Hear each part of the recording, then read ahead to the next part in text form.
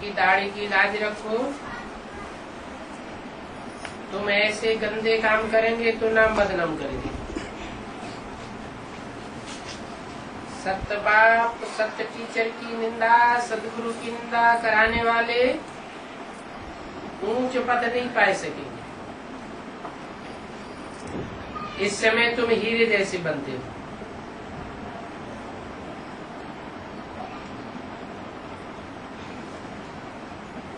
तो कौड़ियों की पिछाड़ी क्यों पड़ना चाहिए? बाबा को साक्षात्कार हुआ तो झट कौड़ियों को छोड़ दिया। अरे 21 जन्मों के लिए बादशाही मिलती है, फिर ये क्या करेंगे? सब कुछ दे दिया। हम तो विश्व की बादशाही लेते हैं। ये भी जानते हो विनाश होना है। अगर अभी पढ़ाई नहीं पढ़ी तो टू लेट हो जाएगी, फिर पछताना पड़ेगा।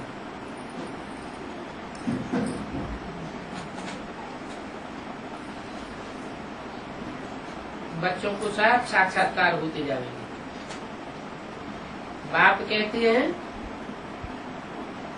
कि तुम बुलाते भी हो ये पतित पावन आओ, तो अब मैं पतित दुनिया में तुम्हारे लिए आया हूँ और तुमको ही कहता हूँ कि पावन बनो।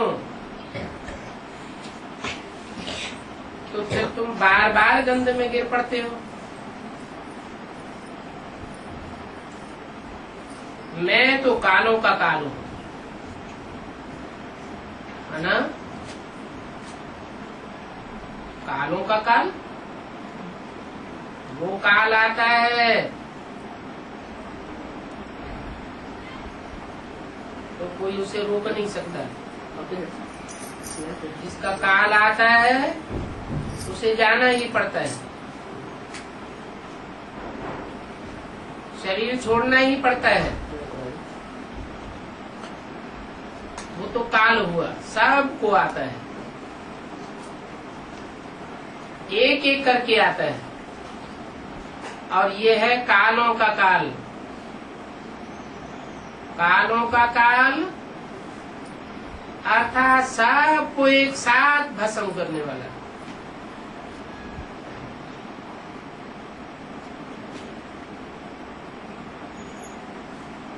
सबको ले जाता है। स्वर्ग में जाने के लिए बाप आकर रास्ता बताते हैं, नालिश देते हैं कि ये सृष्टि चक्र कैसे फिरता है। ये बेहद की नालिश है,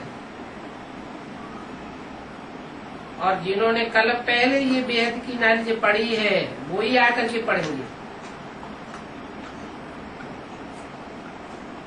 वो भी साक्षात्कार होता रहता है कि कौन कौन ने कल पहले पढ़ी है और अभी फिर पढ़ते रहते हैं। निश्चय हो जावे कि बेहद का बाप आए हैं, जिस भगवान से मिलने के लिए इतनी 63 जन्म भक्ति की, तो वो यहाँ आए हैं। तो ऐसे भगवान से हम मुलाकात तो करें।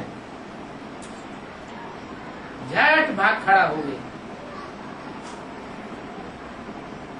कितने उल्लास खुशी से भागे, आकर के मिले। अगर पक्का निश्चय हो जावे तो इसमें ठगी की बात चल नहीं सकती। ऐसे तो बहुत है, पवित्र बनते नहीं हैं, पढ़ते नहीं। ऐसे ही सोचते हैं चलो बाबा के पास। अभी बाबा जो कहते हैं वो मानना भी चाहिए ना।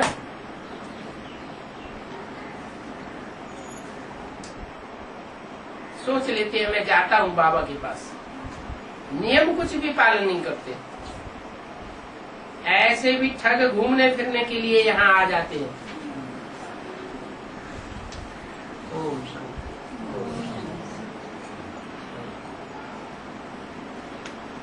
रात्रि क्लास है 9 अप्रैल 1967 का। बाप बच्चों को समझाते हैं,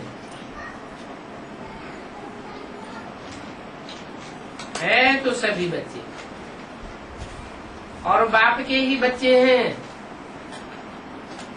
परंतु कोई पूरा जानते हैं, कोई अधूरा जानते हैं। किसको? बाप को। आगे चल तो सब जानते जाएंगे, लेकिन पहले पहले कौन जानते हैं? जो जास्ती नजदीक हैं।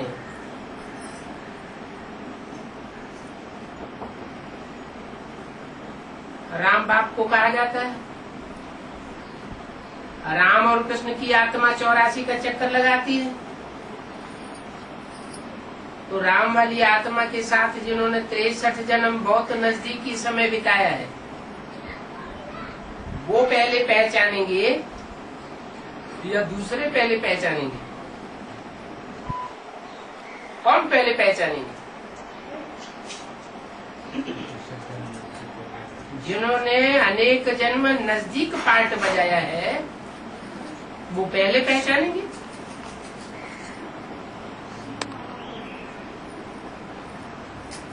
आगे चल करके ये सब बातें जानती जाएंगे, जानते ही चले जाएंगे कौन जन्म जन्मांतर के नजदीक है और कौन दूर है। कल पहले भी ऐसे ही हुआ था। कोर्टों में कोई जानते हैं, बच्चे जानते हैं कि हमको फिर से बाप मिला है। इसी का मतलब फिर से मिला है माना है? और हाँ, वो ब्राह्मण फिर से एक अर्थ लगाते क्या है? 5000 साल पहले मिला था और अभी फिर मिला, माने वो राम बाप को पहचानते ही नहीं कि जन्म जन्मांतर मिलते हैं। ये बात उनकी बुद्धि में नहीं आती, तुम्हारी बुद्धि में आती है। कल पहले की बात नहीं है, इसी जन्म की बात है, कलयुग के अंत की बात है। संगम युग में ही हम कल पहले मिले थे, माना शूटिंग पीरियड के पहले मिले थे, आदि में मिले थे।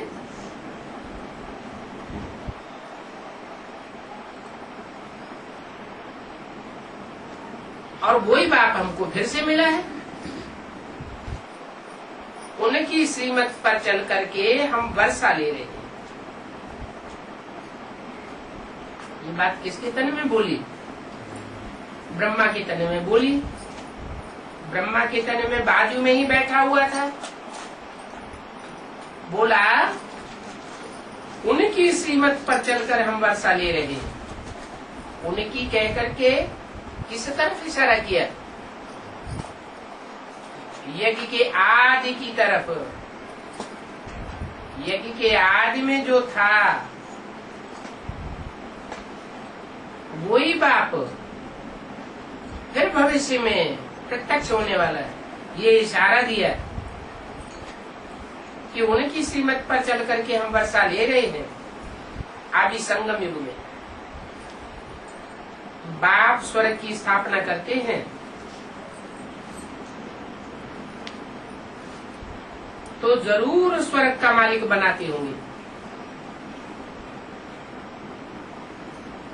हम फिर से इस बाबा के पास आए हैं।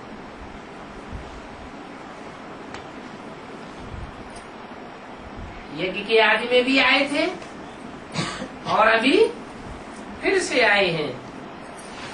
जैसे हम इस शरीर में हैं, वैसे बाबा भी इस शरीर में है। कहते हैं मैं ज्ञान का सागर हूँ, तब तो तुमको ज्ञान देता हूँ। ये 84 जन्मों का ज्ञान कोई बता ही नहीं सकता। षष्ठी की आदि मध्य अंत का ज्ञान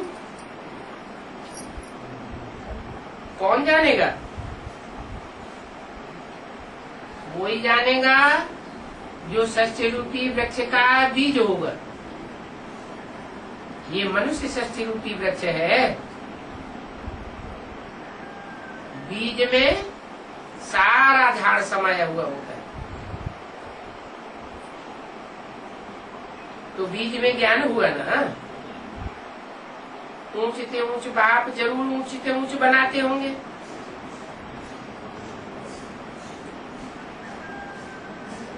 ऊंचते ऊंच बाप कैसे? और धर्म पिताएं आते हैं वो नंबरवार ऊंचे हैं, नंबरवार धर्म स्थापन करते हैं। और ये है ऊंचे ऊंचे बाप जो देवी देवता सनातन धर्म स्थापन करता है। इस सृष्टि पर देवताएं होते हैं सबसे ऊंचे।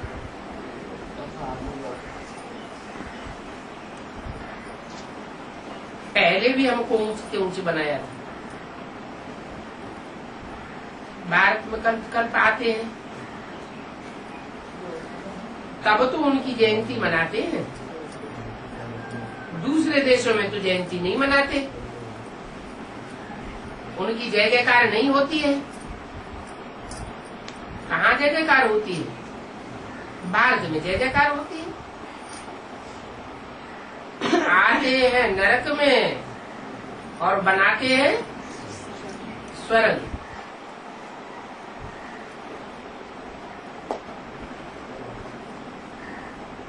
बाबा कहते हैं मैं स्वर्ग में आकर स्वर्ग नहीं बनाता हूँ, नरक में ही आता हूँ। दुख की सृष्टि में आता हूँ और सुख की सृष्टि बनाता हूँ। पतित दुनिया में आता हूँ और पावन दुनिया बनाता हूँ। आता ही हूँ पतितों को पावन बनाने के लिए। पावन बना करके पावन सृष्टि का मालिक बनाओ। ऐसे तुम बच्चे कहते हो ना। बाप कहते हैं मैं सबका बाप हूँ।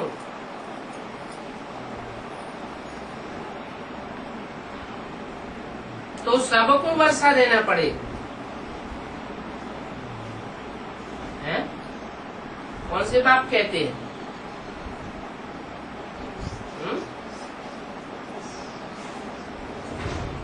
बाप तो लौकिक भी हुआ, अलौकिक भी हुआ, पारलौकिक भी हुआ, मनुष्य सृष्टि का बाप भी हुआ। कौन से बाप कहते हैं?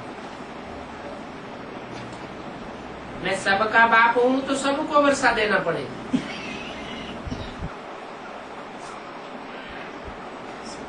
क्या बिंदु बिंदु आत्माओं का बाप कहते हैं?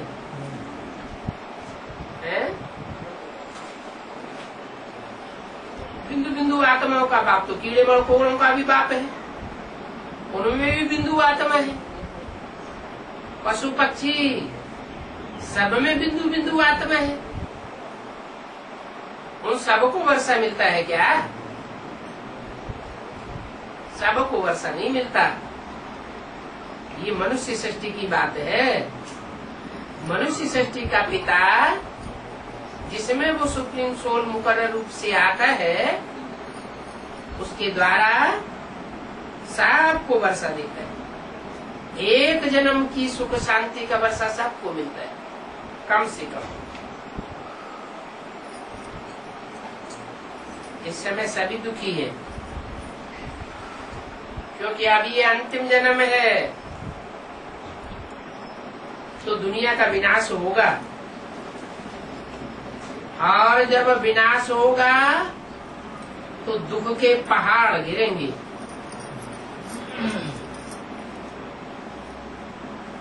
क्या छोटे मोटे दुख नहीं आएंगे? कैसे दुख आएंगे? दुखों का पहाड़ सामने होगा। जरूर दुख के पहाड़ गिरेंगे, इतने करोड़ सब खलास हो जाएंगे, मच्छरों की सद सजावेंगे। कलयुग और सतयुग में रात दिन का फर्क है। कलयुग है रात और सतयुग है दिन। सतयुग में बहुत थोड़े होते हैं,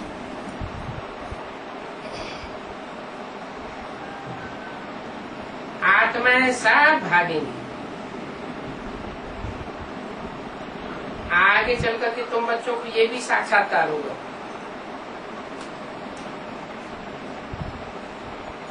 कि कौन कौन आत्मा बन करके तेजी से भागते हैं। तुम बच्चों को मालूम है कि अभी हमको तो घर जाना ही है, बाप आए हैं सबको ले जाने के लिए, तो क्यों ना अभी से प्रैक्टिस करें इस बात की है? आत्म की स्थिति की। देह भानु को छोड़ते जाएं, आत्मा स्टार को याद करते जाएं। जिनकी प्रैक्टिस पक्की होगी तो विनाश में दुखों के पहाड़ गिरने से पहले ही आत्म की स्थिति में स्थित हो जाएंगे और उड़ेंगे, भागेंगे घर की तरफ। जिनकी प्रैक्टिस पक्की नहीं होगी वो देहवान में ही दुखी होते रहेंगे। दुख और सुख देह के द्वारा अनुभव होता है कि बिना देह के भी अनुभव हो सकता है। देह के द्वारा दुख और सुख अनुभव होता है। जो आत्मिक स्थिति में स्थित हो जाएंगे उनको न दुख भासेगा न सुख भासेगा। भले दुखों के पहाड़ गिरते रहे, वो मौज में रहे।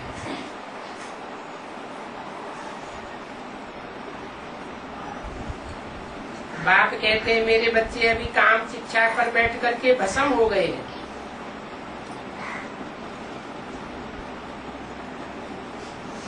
अब उन पर मैं ज्ञान की बरसात बरसाता हूँ।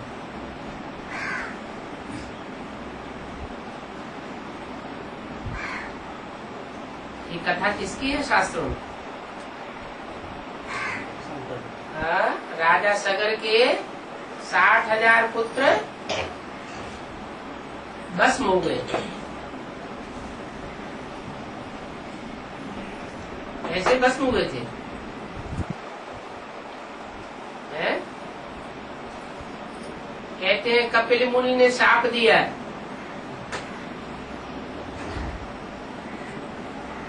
तो उस शाप से प्रभावित होकर के 60,000 पुरुष के भस्म हो गए। फिर भागीरथ को तपस्या करनी पड़ी। उन पुरखों को जो भस्मीभूत हुए पड़े थे कामाग्नि में, उनका उद्धार करने के लिए तो ज्ञान गंगा लाई। उस ज्ञान गंगा में सबका उद्धार हुआ। वो कपिल मुनि कहाँ की यादगार है? कपिल मुनि के नाम पर कंपिल गांव का नाम पड़ा।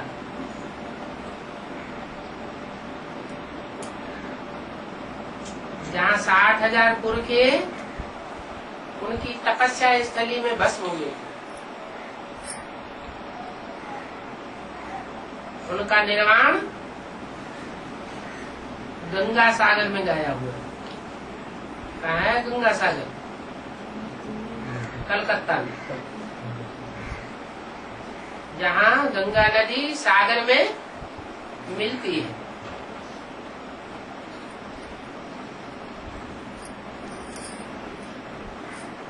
अभी ज्ञान गंगाएं निकलने वाली है, अंत में निकलती हैं ज्ञान गंगाएं।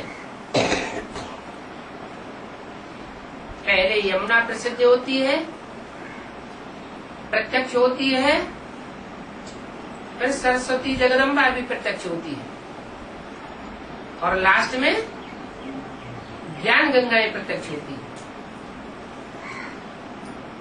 तब सबका उद्धार होता है।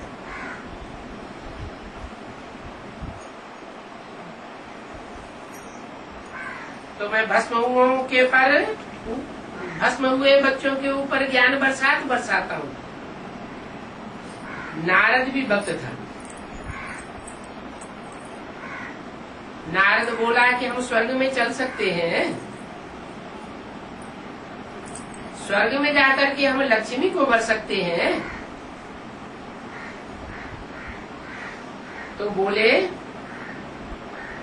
उनके सामने आरसी रख दिए।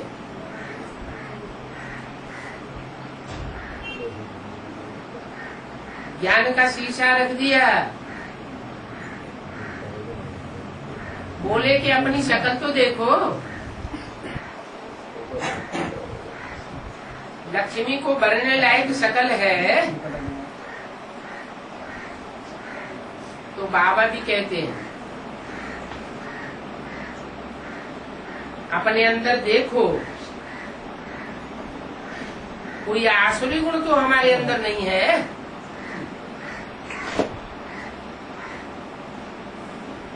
मुख्य आसुरी गुण कौन सा होता है?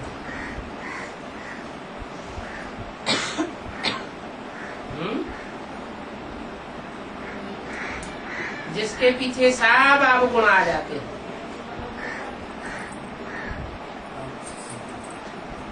देह अभिमान, काम, क्रोध, लोभ, मोह, अहंकार आदि तो उसके बाल बच्चे हैं। पहले देहभान आता है, फिर दूसरे विकार आते हैं। तो अपने अंदर देखना है, हमारे में खान पान आदि का कोई अवगुण तो नहीं है।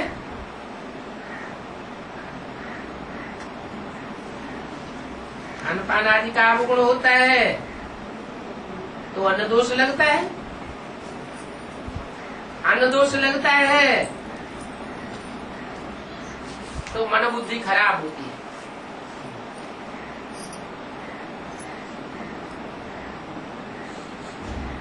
अभी तो तुमको देवताओं जैसा बनना है।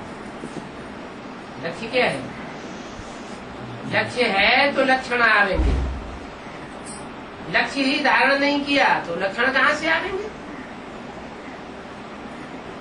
तो अभी तुम्हारी जीवन का लक्ष्य है ना कि हमको नर से नारायण, नारी से लक्ष्मी जैसा देवता बनना है। तो लक्षण भी धारण करने पड़े। क्या लक्षण धारण करने पड़े? पहले खान पान सुधारना पड़ेगा। हमारा खान पान देवताओं जैसा है। कोई अभक्ष्य भोजन तो नहीं खाते हैं, चोरी चकारी का तो नहीं खाते हैं। जैसे डकैत होते हैं, जबरियन किसी का धन छीन लेते हैं और बैठ करके खुद खाते हैं, परिवार वालों को भी खिलाते हैं। ऐसे तो नहीं है।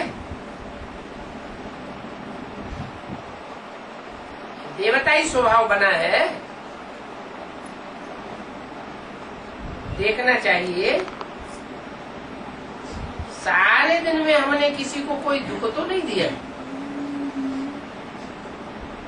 मनसा से, मनसा की वाइब्रेशन से, वाचा से, दृष्टि से, कर्मेंद्रियों से कोई हमारे से तंग दुखी तो नहीं हुआ।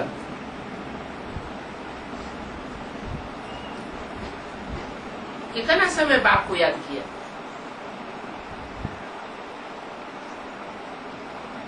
दुख भी देते रहेंगे और याद भी करते रहेंगे तो रिजल्ट क्या आएगा?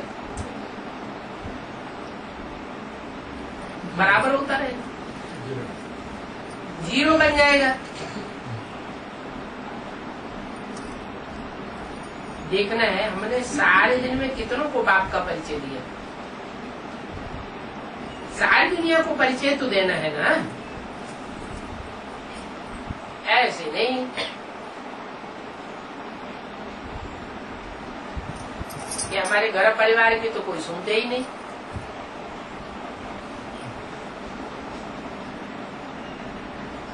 जब हमारा लक्ष्य है विश्व का मालिकाना प्राप्त करना है, तो सारी वसुधा ही हमारा कुटुंब हो जानी चाहिए ना।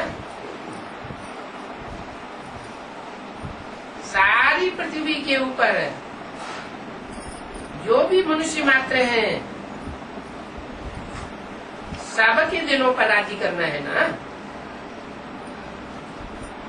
और जबरियन राजी करना है या प्यार से राजी करना है। एक होता है प्रजा जबरियन राजा को मानती है, मानने के लिए मजबूर हो जाती है, जैसे अभी नेपाल में देखा जा रहा है। और एक होता है सतयुग में जो भी प्रजा मात्र के भांति होते हैं, वो सब अंदरूनी दिल से मानते हैं। तो ऐसा राज्य बाप स्थापन कर रहे हैं, तो देखना है कि हमारा लक्ष्य सारी दुनिया को संदेश देने का रहता है।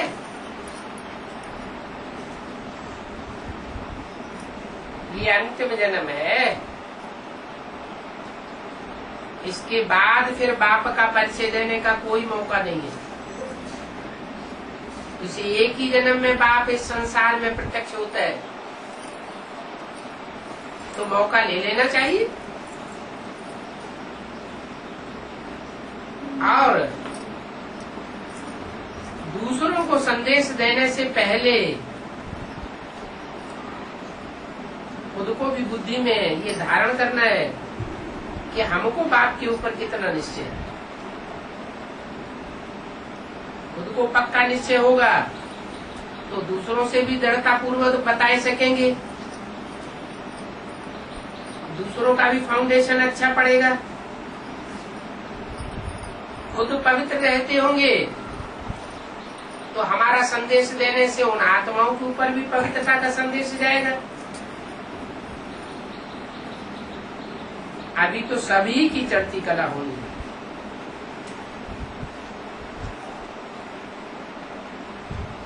बाप कहते हैं रोज अपना पोता में रखो कि कोई के साथ लौन पानी तो नहीं हुआ, सब के साथ खीर खंड होकर के रहे। जैसे खीर बनाई जाती है, चावल है, चीनी है, दूध है, तीनों मिलकर के एक हो जाते हैं।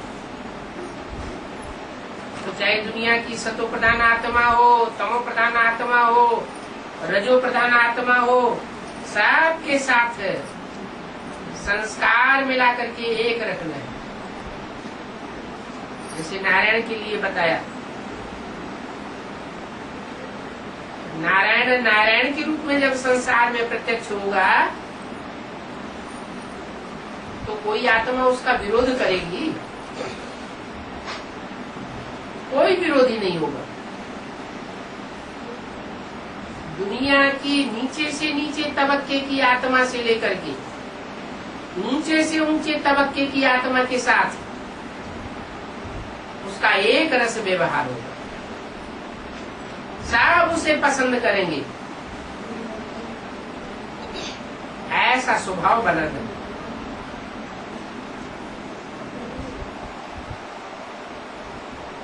ऊंचे तबके वाले के साथ भी रह सकेगा और नीचे तबके वाले के साथ भी रह सकेगा। ऐसा अपना स्वभाव संस्कार बनाना है। बाप कहते हैं रोज अपना पोता में देखो, क्योंकि तुम ईश्वरी संतान हो ना।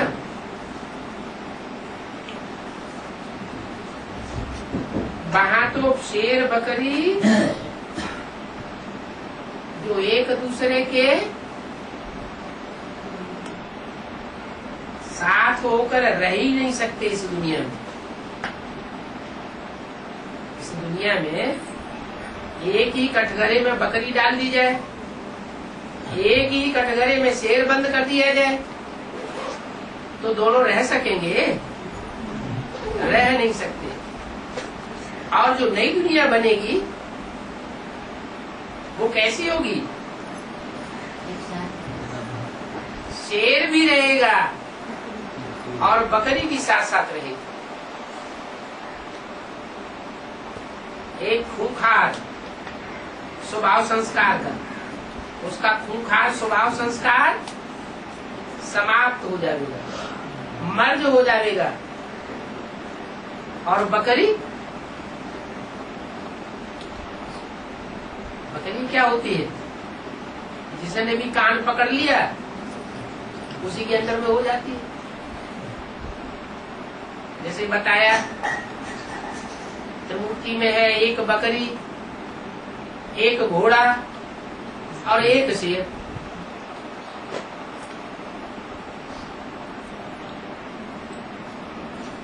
तीनों मूर्तियों के पार्ट इकट्ठे चलते हैं या अलग अलग टाइम पर चलते हैं? अलग अलग टाइम पर चलते हैं। लेकिन जब स्वर्ग स्थापन होगा तो ब्रह्मा सो भी विष्णु बन जाएगा और जो शेर है वो भी बकरी का साथी हो जाएगा। तो तीनों स्वभाव मिलकर के, संस्कार मिलकर के एक जैसे हो जाएंगे। जैसे खीर खंड होता है, ये संसार ही क्षीर सागर बन जाएगा। सर्प जैसी विकारी आत्माओं के ऊपर भी आराम से राज्य करेगा।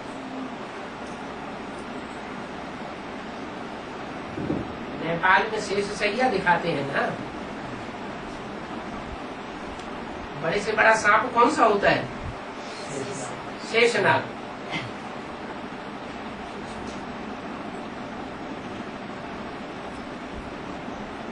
तो यादगार बनी हुई है। कुछ भी हो,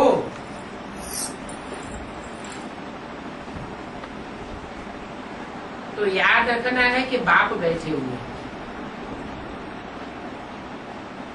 बोल डाल नहीं होना चाहिए, हिम्मत नहीं हारनी चाहिए। बाप आया हुआ है तो जरूर सबके मतभेद निकाल देगा। नहीं तो क्या करते हैं, इनके साथ हमारी नहीं बनती, हम नहीं इनसे बात करते।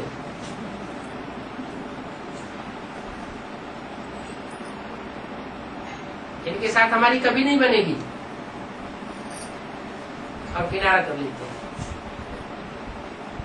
किनारा कर लिया, इसका मतलब क्या हुआ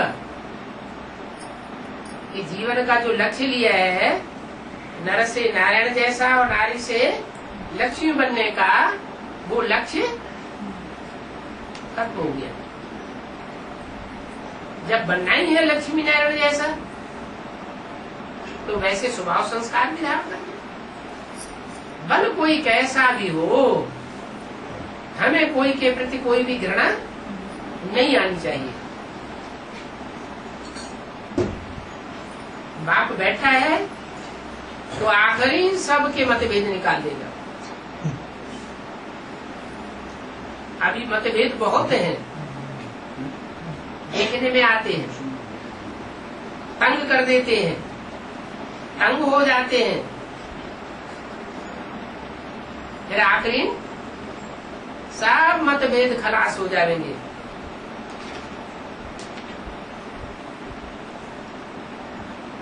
क्योंकि बाप आते हैं ही इसीलिए कि सबके मतभेद खत्म हो जाए। अभी तो तुंडे मत भिन्न, छोटी छोटी बातों में एक बात कहता है तो दूसरी बात कहता है। एक कहता है ऐसा करना अच्छा है, दूसरा कहता है नहीं ऐसा करना अच्छा है। नहीं मानते हैं तो एक दूसरे से लड़ पड़ते हैं, एक दूसरे को छोड़ भी देते हैं, डाइवोर्स दे देते हैं, फारकती दे देते हैं कि हम साथ साथ नहीं रह सकते। बाप तो गारंटी करते हैं कि मैं तुम बच्चों को देवता बना करके ही जाऊंगा, सब मतभेद खलास हो जाएंगे।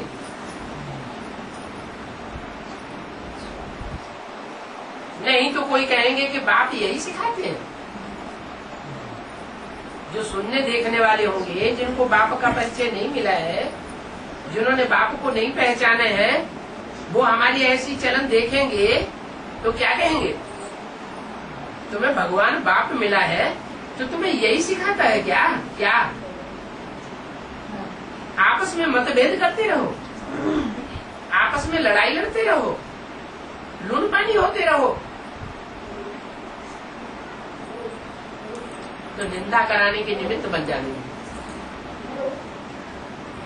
ऐसे ऐसे जो निंदा कराने के निमित्त बनते हैं, वो सदगुरु निंदक ठौर न पावे। क्या?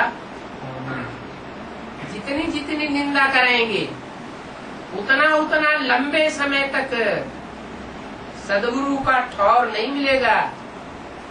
माना कौन सा ठौर है? सदगुरु बाप के पास कौन सा ठौर है? वो गुरु लोग भी कहते हैं डराने के लिए, सदगुरु निंदक ठौर न पावे। अब उनके पास तो कोई ठौर है नहीं, है तो अल्पकाल का है, मटपन तो बनाई देते हैं। वो तो एक जन्म की बात हुई, उसमें भी कोई जरूरी नहीं है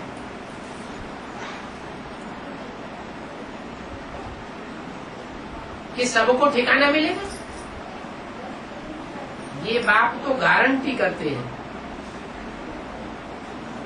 अगर बाप की महिमा करते रहेंगे, बाप का परिचय देते रहेंगे, निंदा कराने के निमित्त नहीं बनेंगे, तो मैं तुमको ऐसा ऊंचता ऊंच ठौर दूंगा जो दुनिया में और कोई नहीं दे सकता। कौन सा है ऊंचते ऊंच ठौर? है? नहीं, वो तो एक दूसरे से नीचा है। ऊंचते ऊंच कहाँ हुआ? 21 जन्म होंगे तो एक जन्म से दूसरा जन्म नीचा होगा कि एक ऊंचते ऊंच होगा? सब जन्म नीचा होगा। लक्ष्मी नारायण का पद, जो लक्ष्मी नारायण राजी करेंगे 21 जन्मों में से पहले जन्म में वो ऊंचते ऊंच ठौर है। वहाँ शिव बाप होता है? शिव बाप तो वहाँ होता नहीं। शिव बाप ही तो सदगुरु बनता है। तो ऊंचते ऊंच ठौर है, दुखधाम नहीं है। दुखधाम में कोई ऊंचते ऊंच ठौर नहीं होता है।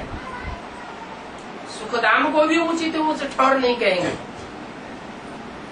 क्या? वहाँ भी नंबरवार ठौर है। फिर ऊंचते ऊंच ठौर कौन सा है? ठौर माने स्थान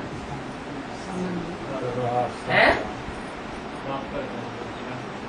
बाप का घर, वो है ऊंचते ऊंच धाम, ऊंचते ऊंच ठौर। वो ब्राह्मण इसका क्या अर्थ लगाएंगे? वो कहेंगे परम धाम, सूरज चांद सितारों की दुनिया से पार। तो कोई ठौर हुआ? वो कोई स्थान है क्या?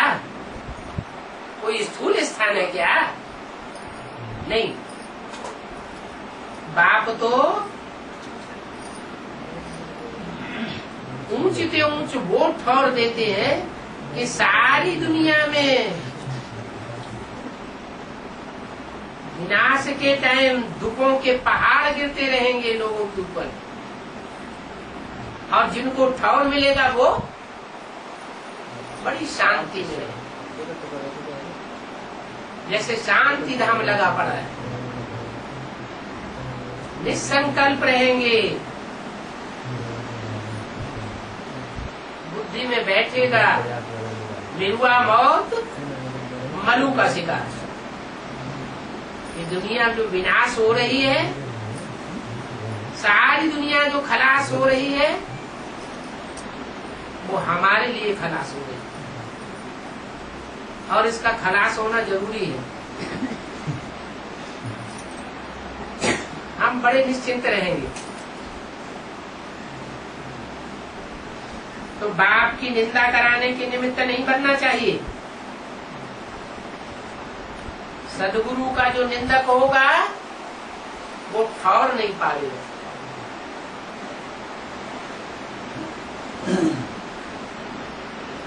दूसरे धर्म में कन्वर्ट होने वाली आत्माएं वो पहले बाप के यहाँ ठौर पावेंगी या नहीं पावेंगी? देवताएं हिंदू बनते हैं, हिंदू बनने के बाद फिर दूसरे धर्मों में कन्वर्ट होते हैं। तो जो दूसरे धर्मों में कन्वर्ट होते हैं वो बाप की, भारत की निंदा कराने के निमित्त बनते हैं या नहीं बनते हैं? नहीं बनते, बनते हैं। ऐसी निंदा कराने वालों को फिर बाप के यहाँ ठौर नहीं मिलता। जितना जास्ती निंदा करावेंगे उतना विनाश के टाइम पर विनाशी धर्म खंडों में ईश्वरीय सेवा करनी पड़ेगी और दुख झेलने पड़ेंगे। इसलिए बाप कहते हैं तुम्हारा सदगुरु तो एक ही है। क्या तुम्हें सच्ची बात बताने वाला एक ही है। जब वो है ही एक, मेरा तो एक शिव बाबा, दूसरा न कोई, दूसरा कोई ठिकाना ही नहीं है। तो बताइए और कौन पे जाऊं? कहाँ ठिकाना मिलेगा? जिनकी बुद्धि में ये है वो तो बाप के बगैर रह नहीं सकते।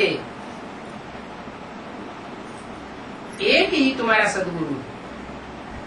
जो दूसरे धर्म में कन्वर्ट होने वाले होते हैं उनका बाप भी दूसरा हो जाता है। दो बाप बनाए लेते हैं, तीन बाप बनाए लेते हैं। एक गुरु की जगह दो गुरु, तीन गुरु बनाए लेते। ब्रह्मा बाबा ने कितने गुरु बनाए लिए? 12 गुरु बनाए लिए। तो अनेक गुरु अनेक बाप बनाना अच्छी बात है या खराब बात है? एक की मत पर चलना अच्छी बात है या अनेकों की मत पर चलना अच्छी बात है? एक की मत पर चलना चाहिए। तुम्हारा तो एक ही सदगुरु, बाकी जो भी गुरु है वो सब भक्ति मार्ग के गुरु है। क्या भक्ति मार्ग में कहते हैं ना, गुरुर् ब्रह्मा गुरुर् विष्णु गुरुर्देवो महेश्वर, और फिर गुरु साक्षात परम ब्रह्म तस्मै श्री गुरुवे नमः। वो तो जानते नहीं है कि जिसको नमन किया जाता है वो बिंदी को नमन किया जाता है, कि वो बिंदी साकार में आती है तब नमन किया जाता है। नमन करना माना सर झुकाना, श्रीमत पर चलना। क्या सर झुकाना अर्थ अपनी बुद्धि को सरेंडर कर देना।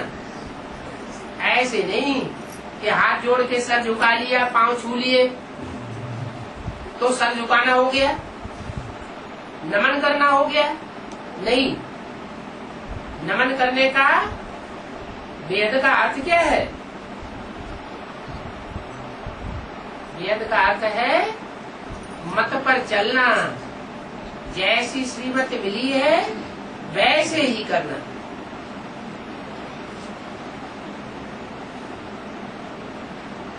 तो एक है सदगुरु, बाकी बाकी ब्रह्मा, विष्णु, इब्राहिम, बुद्ध, क्राइस्ट, गुरु नानक, विवेकानंद, वो सिर्फ गुरु है। उनमें सत्य गुरु एक भी नहीं है। ब्रह्मा भी क्या सत्य गुरु नहीं है, विष्णु भी सत्य गुरु नहीं है। एक की कथा गाई हुई है सत्य के लिए, सत्यनारायण की कथा। लक्ष्मी भी सत्य नहीं है, एक ही सत्य है। तो बोला बाकी सब है भक्ति मार्ग के लिए। बाप के लिए उल्टी ही बातें बताते आते हैं। ब्रह्मा ने कोई उल्टी बातें बताई क्या है? नहीं बताई। ब्रह्मा ने तो नहीं बताई। नहीं बताई। अच्छा, गीता का भगवान किसको बताते हैं? स्वयं को बताते हैं। जो मुझे बात है बड़ी बड़ी, तो वही उसी में घोटाला हो गया। तो सबसे बड़ा शिवो हम कह के बैठने वाला गुरु कौन हुआ? ब्रह्मा। ब्रह्मा सबसे बड़ा शिवो हम कह के बैठने वाला गुरु हो गया ना, सदगुरु तो नहीं हुआ। अपन को कृष्ण स्वीकार कर लिया, अपन को भगवान स्वीकार कर लिया, अपने अंदर ये भी मान लिया कि शिव मेरे में प्रवेश है, अपन को गीता का भगवान स्वीकार कर लिया साकार में। तो शिवो हम और क्या होता है? ब्रह्मा आस में और क्या होता है? बल ब्रह्मा 4-5 है, लेकिन मुकर्रर ब्रह्मा है क्या? ब्रह्मा तो बहुतों के नाम है, लेकिन प्रजापिता ब्रह्मा बहुतों के नाम है क्या? नहीं, वो सिर्फ एक का ही नाम है। तो दुनिया में जितने भी गुरु हैं, मनुष्य गुरु, वो सब बाप के लिए उल्टा बताए देते हैं।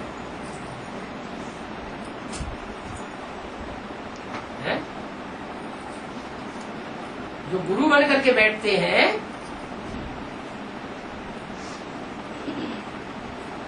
वो सबसे ज्यादा विकारी दुनिया बनाते हैं, विकृतियां फैलाते हैं। इसलिए मुरली में बोला,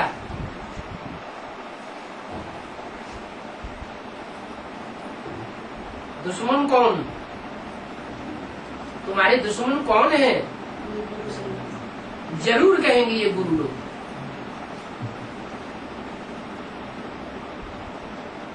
मैं आकर के दुश्मन नहीं बनता हूँ, मैं आकर के तुम्हारा दोस्त ही बनता हूँ, दुश्मनी की बात ही नहीं।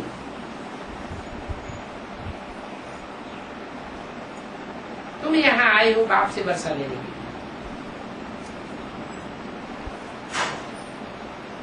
है? तुम आए हो, ये नहीं आया है?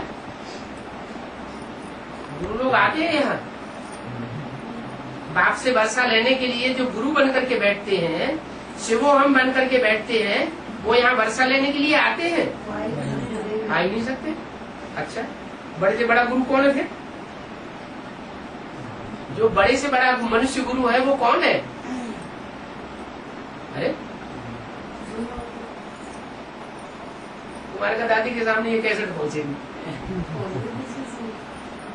बड़े से बड़ा गुरु सालू ने बताया ब्रह्म गुरु। तो वो यहाँ नहीं आता क्या? वो पढ़ाई पढ़ने के लिए नहीं आता है? वो बड़े से बड़ा देहधारी धर्मगुरु बन करके बैठता है दुनिया में, और ब्राह्मणों की संग भी दुनिया में भी। वो यहाँ पढ़ाई पढ़ने के लिए नहीं आता, वर्षा लेने के लिए नहीं आता है?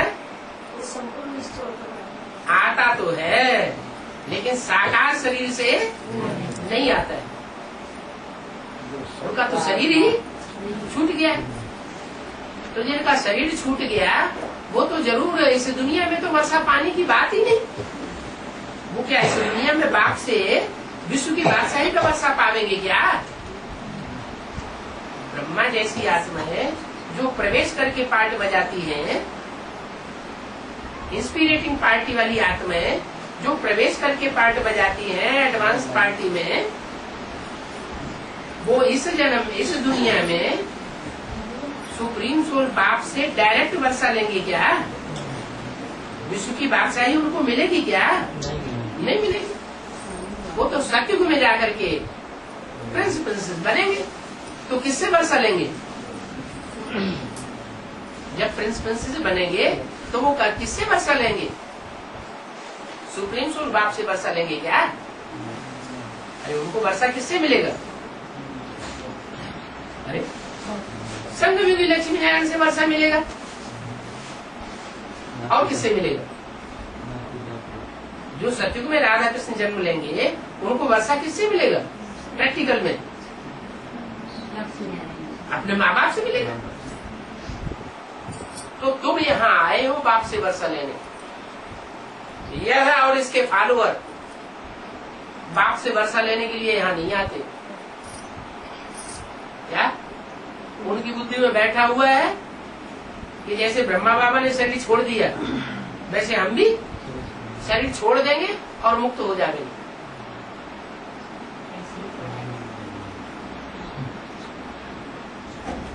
सबकी बुद्धि में ऐसे ही बैठा हुआ है। विश्व का मालिक तुम बनते हो क्या? यह नहीं बनता। इसको फॉलो करने वाले, इसको बाप बनाने वाले, इसको सदगुरु बनाने वाले कोई भी ब्राह्मण ऐसे नहीं है जो विश्व के बादशाही का वर्षा प्राप्त करे।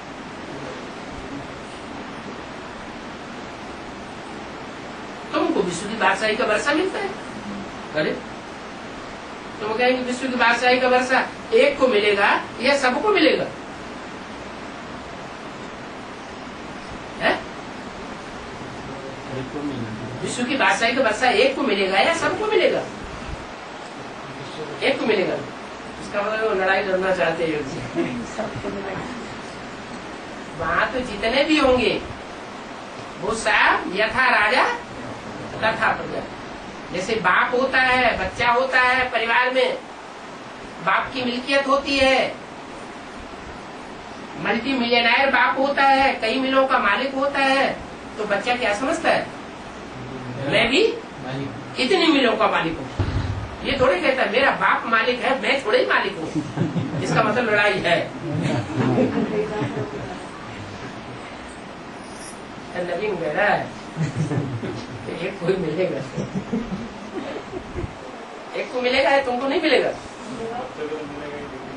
लेकिन तुम बच्चे नहीं बनने वाले क्या? ये कोई बात नहीं। वहाँ सत्युग में सब यथा राजा तथा प्रजा। कोई ये अनुभव नहीं करेगा कि हम दास दासी है। अनुभव कोई नहीं करेगा। भले दास दासी का कर्म करेंगे लेकिन अनुभव नहीं करेंगे। जैसे माँ होती है घर में, बच्चों की टट्टी पेशाब साफ करती है, लैट्रिन भी साफ करती है, कपड़े भी धोती है, पूरा दास दासी का काम माता उठाती है। लेकिन बुद्धि में ये रहता है कि मैं दास दासी हूँ? नहीं।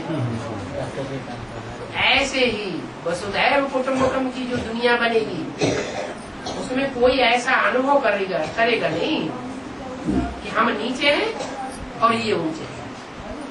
नीच ऊंच का मतभेद वहाँ होता ही है। बस बाबा बताते हैं क्या नई दुनिया में तुम जावेंगे तो ऊंचे नीचे पद तो होंगे ना। तो वो पद सतयुग में होंगे या यहाँ होंगे संगम युगी स्वर्ग में? संगम युगी स्वर्ग की बात है। संगम युगी स्वर्ग में भी जब संपन्न स्टेज में सब आत्माएं पहुंच जाएंगी तो कोई अनुभव नहीं करेगा हम ऊंचे हैं ये नीचे हैं।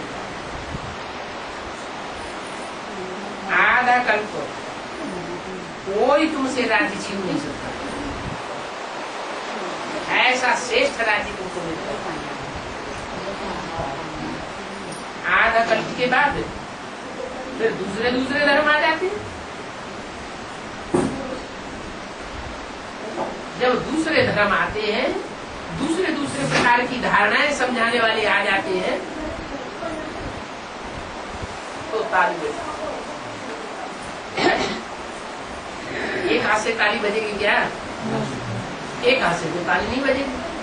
जब दूसरा धर्म आ जाता है तो फिर ताली बजती, झगड़ा होता है। कहीं भी जाओ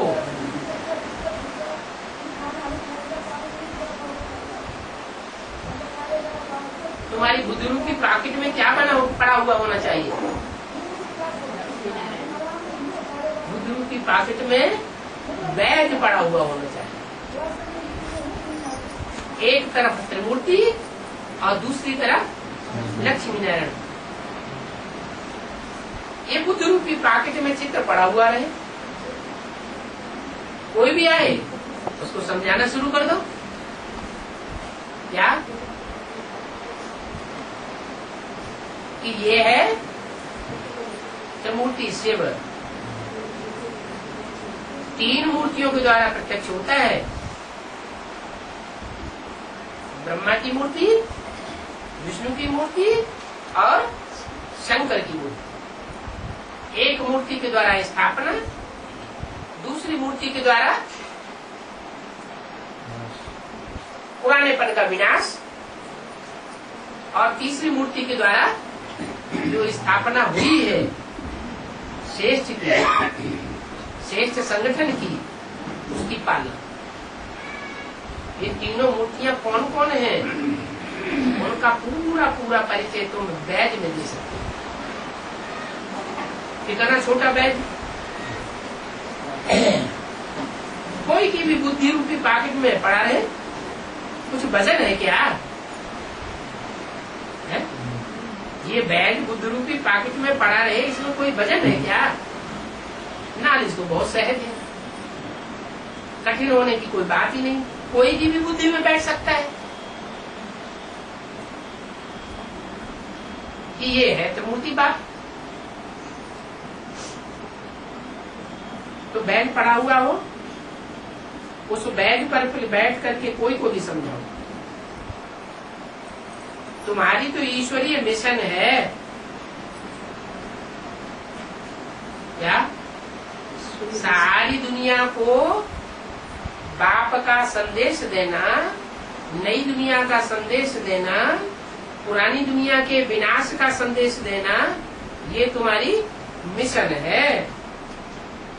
तुम सैल्वेशन आर्मी हो। क्या? जैसे वो समुद्री जहाज होता है और समुद्री सेना होती है।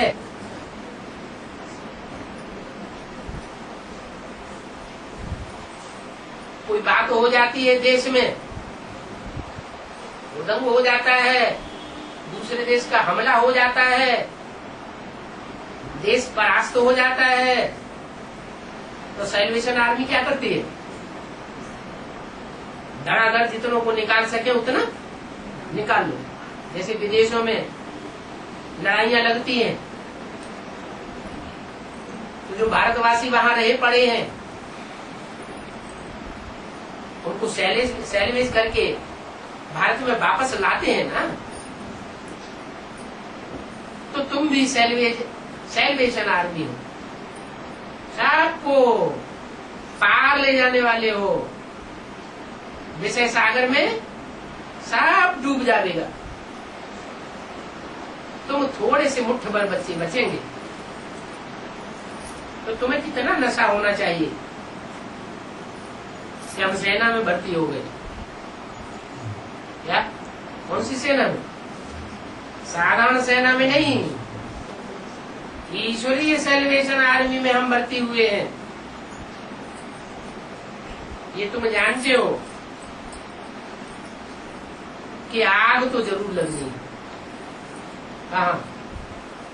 पहले विदेशों में लगनी है कि पहले भारत में लगनी है? भारत में आग तो जरूर लगनी है। ऐसे ऐसे आसार दिखाई पड़ते हैं। क्या आसार दिखाई पड़ते हैं?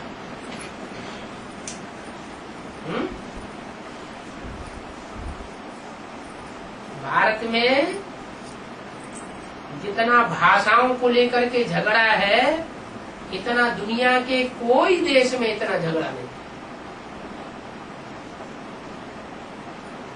सभी देशों की अपनी अपनी भाषा है, राजभाषा, राष्ट्रभाषा, एक ही भाषा। और यहाँ हिंदुस्तान में अनेक भाषाएं, कोई अपनी भाषा छोड़ने के लिए तैयार नहीं। बंगाल वाले अपनी बंगाली छोड़ने के लिए तैयार नहीं, मलयालम वाले मलयालम छोड़ने के लिए तैयार नहीं, तमिलियन अपनी तमिल भाषा छोड़ने के लिए तैयार। छोड़ना तो दूर रहा, हिंदी से नफरत करते हैं।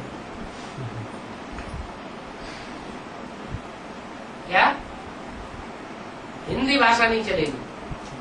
वो लोग अपना साइन बोर्ड भी निकाल के फेंक देते हैं। कितना झगड़ा लगा पड़ा है। फिर जातिवाद जितना भारत में फैल रहा है, इतना दुनिया के कोई भी देश में इतना जातिवाद नहीं फैला। मुसलमान होंगे तो सब मुसलमान बड़े आपस में प्यार से रहें। ज्यादा से ज्यादा 2 कैटेगरी हो जाती है उनकी, सुन्नी और शिया। और यहाँ हिंदुस्तान में कितनी जातियां? ढेर जातियां। तो ढेर मतभेद हो जाता है। आज की जो राजनीतिक पार्टियां हैं वो भी जातिगत आधार पर लड़ाई लड़ती है। और हिंदुस्तान में जितनी राजनीतिक पार्टियां हैं उतनी किसी भी देश में राजनीतिक पार्टियां नहीं होती। तो झगड़ा भी बहुत जबरदस्त। स्टेटिज्म, जितने भारत में सूबे हैं, स्टेट, वो स्टेट सब आपस में लड़ते झगड़ते रहते। हमारी नदी का पानी तुमने क्यों ले लिया? ये हमारे राज्य का पानी है, हम तुम्हें नहीं देंगे। पानी के ऊपर ही लड़ाई। तो भारत में आग लगी हुई है, चारों तरफ से चिंगारी सुलग रही है।